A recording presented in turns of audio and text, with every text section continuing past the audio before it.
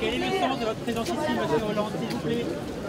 Si nous voulons démarrer, que les enfants puissent lire tous les textes que le public attend, il faut vraiment que vous bougiez de 2 pas en arrière. Soyez vraiment gentils de le faire, maintenant.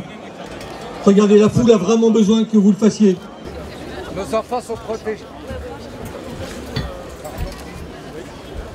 Les ministres. Partout en France, où des rassemblements sont organisés, et où des Françaises et des Français, quel que soit leur nationalité, quel que soit leur âge, disent ce qu'ils n'acceptent pas, disent ce dont ils ne veulent pas. Je pense qu'ils toléreraient des actes, des propos antisémites. Alors, se rassembler, c'est nécessaire. Dénoncer ce qui n'est pas acceptable. Ensuite, il y aura du travail, l'éducation, un travail législatif.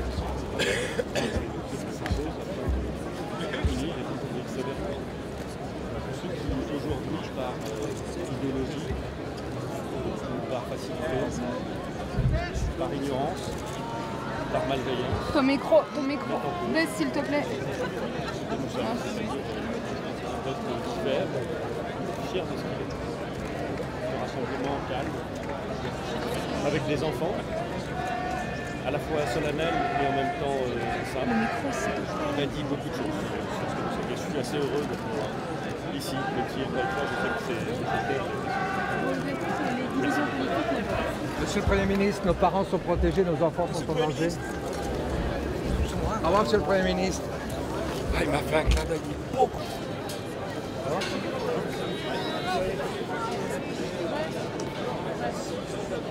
C'est arranger, tout à fait.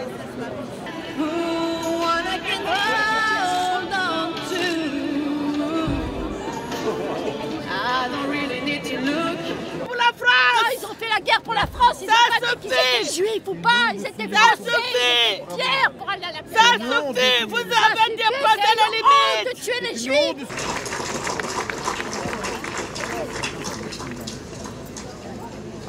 Chers amis, parfois la République donne rendez-vous à ses enfants sur une place. Et quand elle leur donne rendez-vous, elle rappelle à chacun d'entre eux la promesse solennelle qu'elle leur a faite un jour. La promesse de ne laisser personne la défigurer par la haine et trahir les idéaux de la République et de la nation. Quand la République parle, elle n'a ni ma voix ni celle d'un autre, ni la voix d'un groupe religieux, ni celle d'un parti politique, ni celle d'une communauté. Elle a toujours la voix de celui qui est prêt à se lever quand un autre est frappé ou insulté et à combattre avec lui et pour nous tous. La voix de celui qui se reconnaît en l'autre. Le combat contre l'antisémitisme n'est pas le combat des Juifs, mais c'est celui d'une nation tout entière.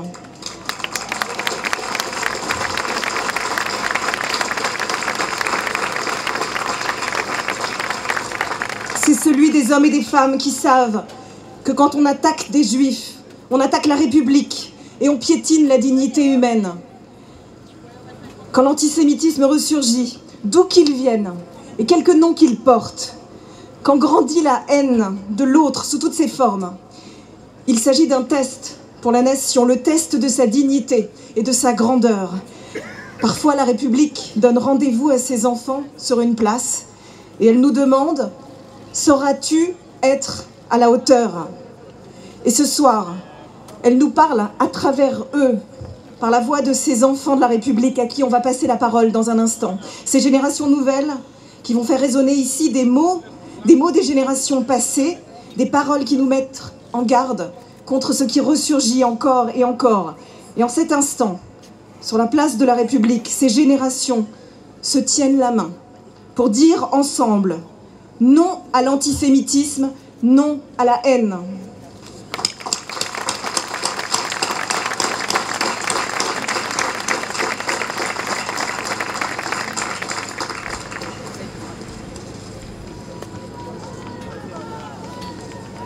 Bonsoir à tous.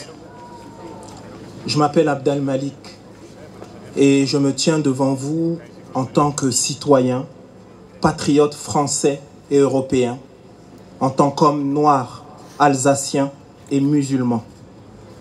Pour nous dire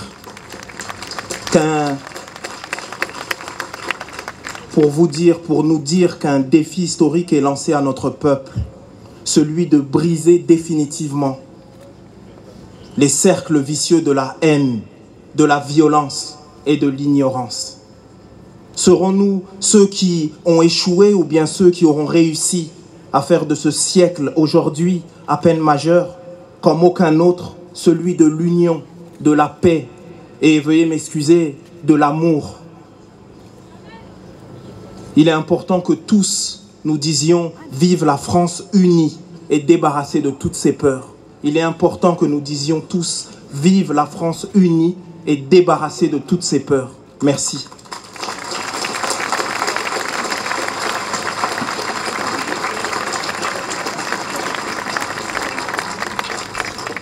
On va maintenant appeler, en votre nom à tous, les enfants du collège Paul Valéry du 12e arrondissement, les uns après les autres, à venir porter cette voix. On appelle tout d'abord Colin.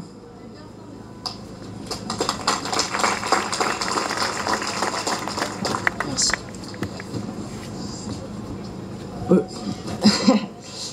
Aujourd'hui, je vais vous lire un poème qui, j'ai cru comprendre, était très important pour vous. Donc, désolé si je suis un peu maladroit, je suis désolée. Je vais vous lire un poème de Benjamin Fontaine. Un jour viendra, sans doute, quand le poème lu se trouvera devant vos yeux. Il ne demande rien. Oubliez-le, oubliez-le.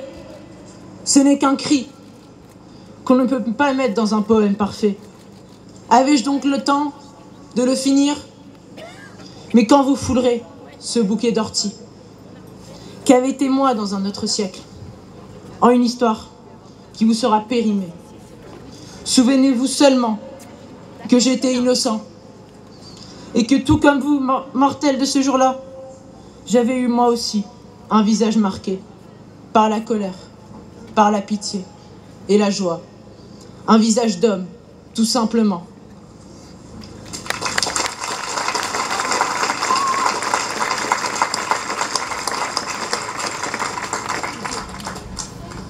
J'appelle Lily. Lily et Mehdi. Excusez-moi.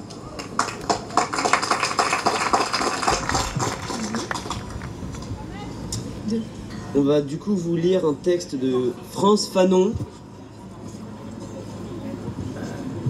Deux micros. Ok. Hop. On va du coup vous lire un texte de France Fanon. De 1952. L'antisémitisme me touche en pleine chair. Je m'émeus. Une contestation effroyable m'anémie. On me refuse la possibilité d'être un homme.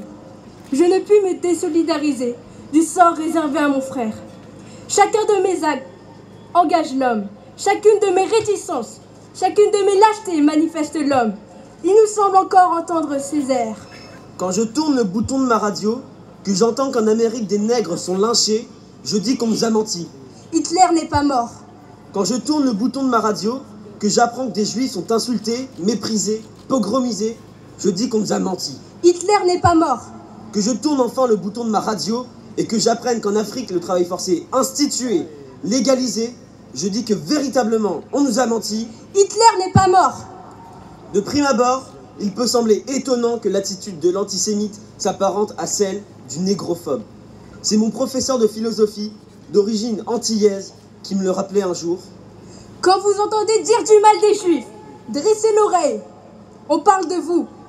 Et je pensais qu'il avait raison universellement, entendant par là que j'étais responsable, dans mon corps et dans mon âme, du sort réservé à mon frère.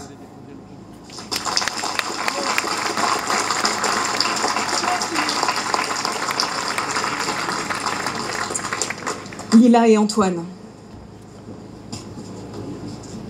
Bonjour. On va vous lire un texte de Georges Moustaki.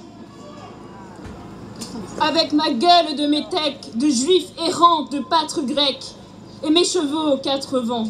Avec mes yeux tout délavés, qui me donnent l'air de rêver, moi qui ne rêve plus souvent. avec mes mains de maraudeurs, de musiciens et de rôdeurs qui ont pillé tant de jardins. Avec ma bouche qui a bu, qui a embrassé et mordu, sans jamais assouvir sa faim. Avec ma gueule de métèques, de juifs errants, de pâtres grecs, de voleurs et de vagabonds. Avec ma peau qui s'est frottée au soleil de tous les étés et tout ce qui portait jupon. Avec mon cœur qui a su faire souffrir autant qu'il a souffert, sans pour cela faire d'histoire. Avec mon âme qui n'a plus la moindre chance de salut pour éviter le purgatoire. Avec ma gueule de métèque, de juifs errants, de pâtres grecs, et mes cheveux aux 4 vents. Je viendrai, ma douce captive, mon âme sœur, ma source vive, je viendrai boire tes 20 ans. Et je serai prince de sang, rêveur ou bien adolescent, comme il te plaira de choisir. Et nous ferons de chaque jour toute une éternité d'amour, que nous vivrons à en mourir. Et nous ferons de chaque jour toute une éternité d'amour, que nous vivrons à en mourir.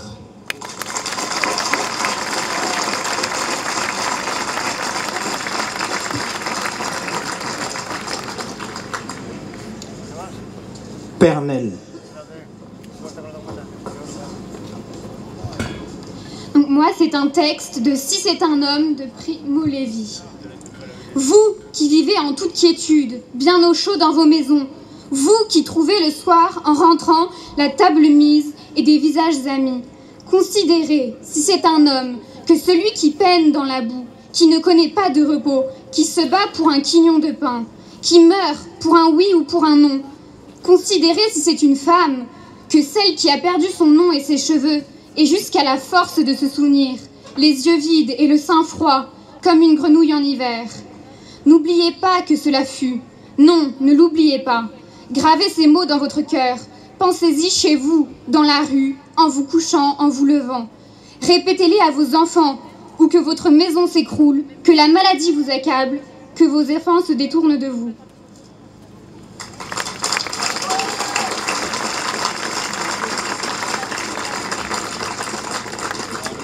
Et enfin, Lucas, Christian et Aurore.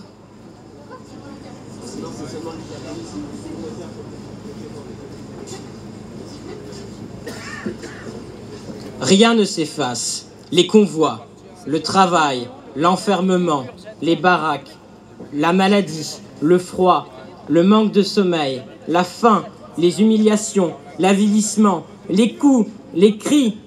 Rien ne peut ni ne doit être oublié.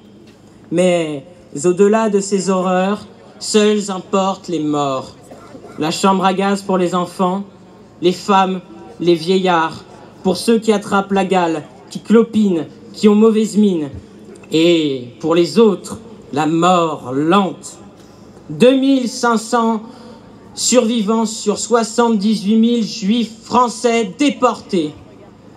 Il n'y a que la Shoah, l'atmosphère du crématoire, fumée et puanteur de Birkenau, je ne l'oublierai jamais. Là-bas, dans les plaines allemandes, s'étendent désormais des espaces dénudés sur lesquels règne le silence. C'est le poids effrayant du vide que l'oubli n'a pas le droit de combler et que la mémoire des vivants habitera toujours. Simone Veil.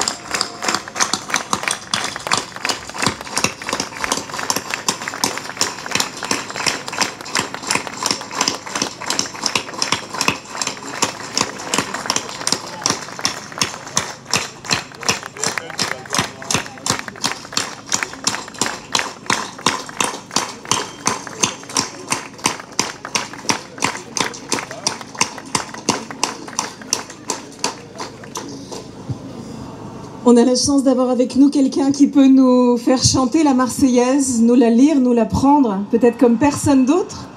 Abdelmalik. Ça a commencé déjà. On va essayer d'écouter également. Approchez peut-être, venez avec nous.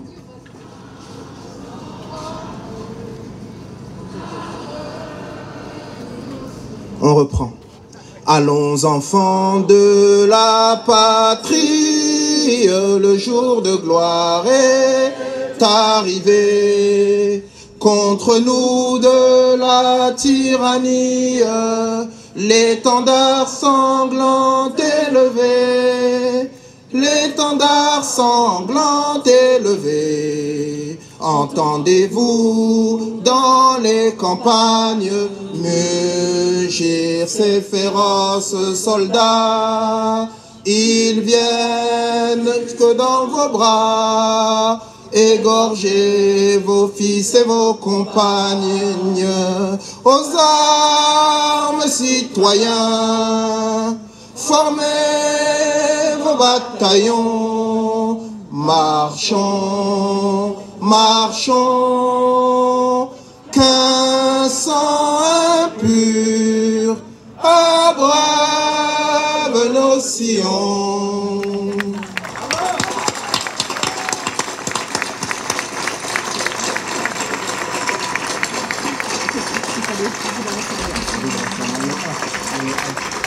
Isabelle, mon amour. Attends, je fais attention parce qu'ils ont enlevé les trucs et il y a des... Messieurs, dames, ce fut un moment très court mais très intense. Et si vous le voulez bien, pour que nous nous quittions dans une chaleur encore plus formidable, je voudrais que vous fassiez un triomphe à ces enfants qui sont notre avenir et notre promesse de l'espoir. Avec plaisir, t'as mon téléphone? Beaucoup de gens pensent qu'on est ensemble. Bah oui, autant alors. Surtout pour une vieille dame comme moi, attends, je veux dire, c'est pas bon. Et moi, ça fait 6 mois que je suis célibataire, il peut y avoir de l'ambiguïté. Je suis sûr, attends, moi je suis en avril, ça fera 43 ans. Je suis sûr que les célibataires, à certains moments, ça fait aussi du bien. Ouais, ça fait. Donne-moi ton numéro.